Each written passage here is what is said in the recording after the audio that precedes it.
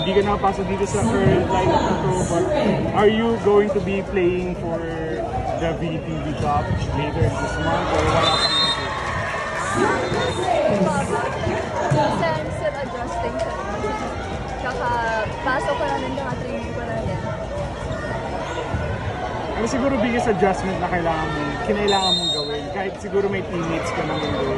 Ano yung pinaka-biggest change or culture shock kumbaga playing for the or training with the national? Hindi naman siya parang culture shock. Since yun nga, marami din akong naging teammates. So parang I feel at home pa din naman sa Alas. And yun nga siguro yung connections ko with the setter. Yun yung parang need ko pa i-work back since kakapasok ko lang. So parang iba yung system ko. So need ko ano na pakiramdam mga laro, mga training yung mga pro players na like sila Madi, sila Paz, sila Thea? Sobrang happy ko since hindi ako makapaniwala na nakakalaro ko na sila kasi before si Ate Gia, Ate Madi, parang nilook up ko pa lang sila before, so happy lang din na nakasama ko na sila. Hindi ba nag-meltdown yung heart mo na parang hindi ka muna makakalaro sa national team?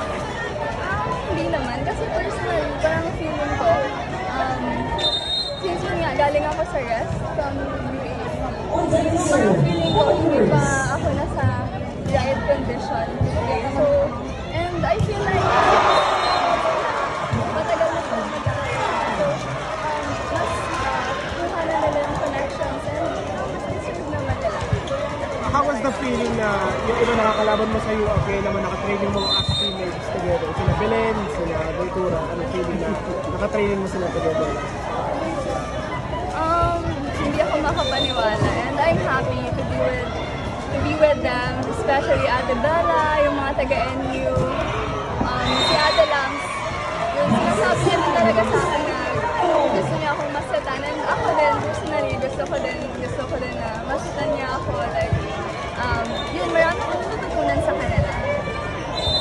Gano'n pa rin kalaki yung pagnanais mo na maisuot yung uniforme ng Pilipinas?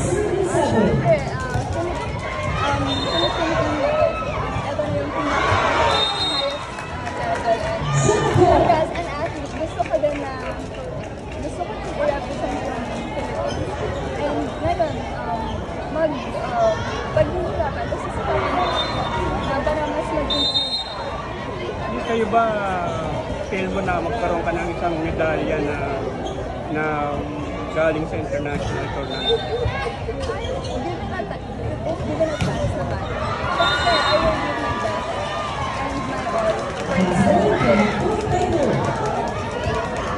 Yung nabanggit mo, after your 80, now playing for the national team, best of the best ka, to be considered as one of the best pool ng players here in the Philippines. Paano mo tinatanggap yung reception mo?